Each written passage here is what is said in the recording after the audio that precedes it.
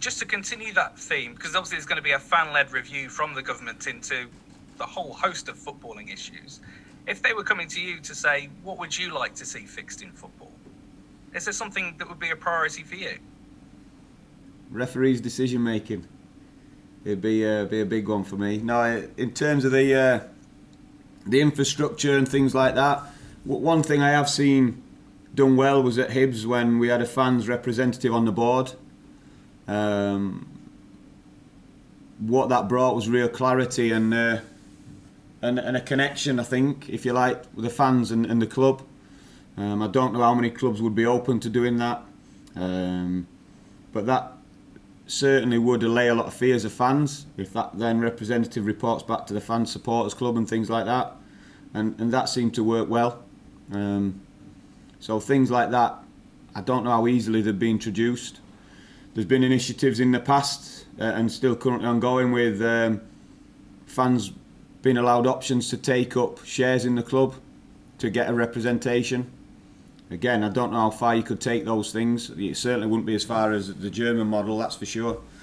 So there's certainly, I think if you look across different examples in different countries, there's certainly examples there for people to take a look at. But again, there'd be so much opposition towards it. So you can do an independent review into it and come up with great ideas, but putting the legislation in place to get things like that started is the difficult thing, because there'll be, just like there's vast opposition against the European Super League, there'll be opposition against certain proposed changes as well to try and get things more transparent. Is football a bit like turning an oil tanker? Yeah, definitely. Yeah, in all ways it is. But that's the same when you try and make a change in any sort of industry or something with a tradition like football. But we see it change. We see it change all the time. Might be slow, but we see it change. But I think this opportunity, the fact of the attempted breakaway, is given a big opportunity to grasp and try and implement something straight away. And with people like Gary Neville getting his teeth into it, he certainly won't go down without a fight. He'll certainly give all his energy into it and drag a lot of people with him. So the more noise we can make as football fans, and the petition's a great start, then the more likely we are to make some change. To go back to last night, so much confidence in that Sheffield United performance, particularly going forward. How have you gone about building that? Because clearly it's not like turning a tap on and off.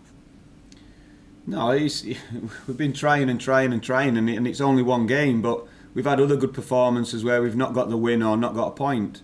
The wins we have come by, it's been important to score first. So that's been a big thing. Starting bright, getting a foothold in the game, and I thought we did that against Everton and then never really stopped. I thought we were strong from start to finish. So, yeah, the start's really important.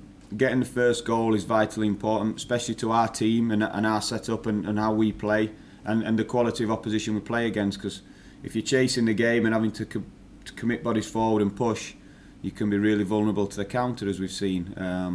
So yeah, those are real key things and things we'll look to continue in the last two games. Clearly, during the game, you were very happy with how it was going because you didn't make a substitution in the entire match.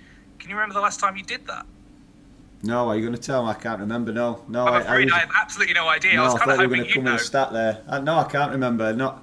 Yeah, sometimes, and I do like. Yeah, generally, I do like to make substitutions, but you were happy with it. But everyone was performing the role. I think I said straight after the game, I thought it was the strongest performance. I know you mentioned with the ball and the way we attacked, but I thought it was the strongest performance without the ball for a long time by this group of players, and they need to be really pleased with that. And that's how comfortable we felt on the side as well. So yeah, that is probably a reflection of that. Everyone doing the job, everyone being committed and fighting for it, and not being panicked at any moment. So probably it wasn't us that needed to change, it was Everton who needed to do something different. On Daniel Jefferson, even if you wanted to, from a physical perspective, can you put a 17-year-old into 3 Premier League 90 minutes? Is that physically something that is possible to do? Yeah, listen, he's been worked hard. One thing that certainly happened with the boys in the academy is they've been exposed to some real tough physical training.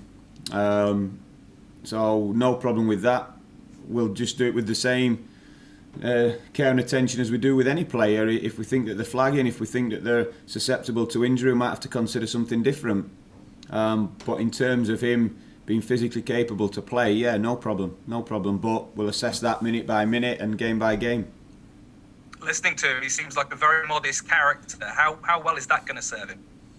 Yeah, he is. He's a good guy. I met his family last week for the first time, and you can see where he gets it all from. So yeah, in terms of that, his temperament, his character is very, very good, and he's not only a credit to his family, but as I said before, he's a credit to the coach who's been working with him up there, who've been, from the boys who brought him in to the guys who work with him daily through the 18s, 16s, 18s, and now he's in amongst the first team players. So it is a credit to the club in terms of his temperament and personality. And look, we saw that video of him going back into the dressing room last night. Clearly a very warm welcome inside there. Is that something that's changed in football over the years? Because you used to hear stories of old pros about how difficult it was finding their place inside a dressing room. Is that different now? Yeah, it is different. You saw us when I was growing up, and when you were a scholar there, now it'd be classed as bullying. The police would probably be involved and around the club every day. But that's just how society's changed. But there's still the same demands expected of players. If you can be 16, 17, 18, however old, if you're going into a first team, the first team players want to win. So from that respect, there's certainly a lot of pressure put on you as a young player, and you'll be told if you're not performing. But likewise, I think there's a better understanding, and senior players now understand that to get the best out of that player and maybe have a better chance of winning, you want to welcome them into the group as quick as possible and make them feel welcome when they're playing. And this group of players have done that. On Newcastle, Steve Bruce has turned things around in the last couple of months to take them away from trouble, because they really were in a bit of a mire a couple of months ago. What have you made of them recently? Yeah, it's like anything. I think he said at the time, and they got the good players back in terms of their attacking threat.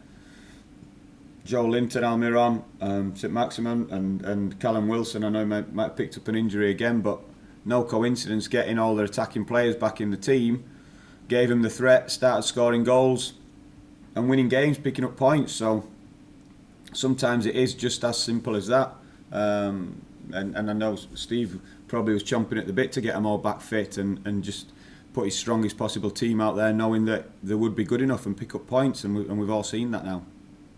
And in terms of your own target, 6 points to West Brom, 2 games to play, still potentially a chance to not finish bottom. Yeah, that'd be nice, of course. But that's us relying on West Brom again. So we want to just go and win the games and get as many points as we can in these last 2, simply for ourselves. As I said, it was nice for me to be with the players when they picked up 3 points, to hear the comments about the players when I see how hard they're working daily. So I want to get that feeling again. I want the players to work hard but get the rewards for it as well. But we saw the other night, it takes an almost perfect performance to get any sort of points in the Premier League. So we have to be prepared to push as hard as we can to get that, because whenever we're not quite there, or even sometimes when we are there, it's not enough. So we know how hard it's going to be. Look, just finally from me, great to see fans back in stadiums, clearly. Also means, though, when you're away from home, the return of banter from opposition fans too. Are you looking forward to that quite as much? Yeah, that'd be nice. Like I say, there's no atmosphere at the minute. Being around the Premier League, some fantastic stadiums, and you could be anywhere. You could be on a local park, there's just nothing. So to get the fans back, get the atmosphere back, get the noise back. Watching the cup final the other day, it was great. Even the VAR decision had more about it, because the fans were up in arms about it all, So yeah, it's been missed. It's been sorely missed, and I can't wait for everyone to be back in.